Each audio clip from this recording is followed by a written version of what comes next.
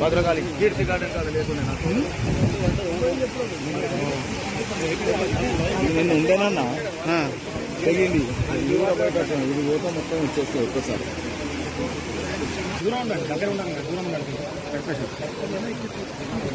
అన్న మీరు కూడా కొంచెం ఎంతకుండా ఇది మళ్ళీ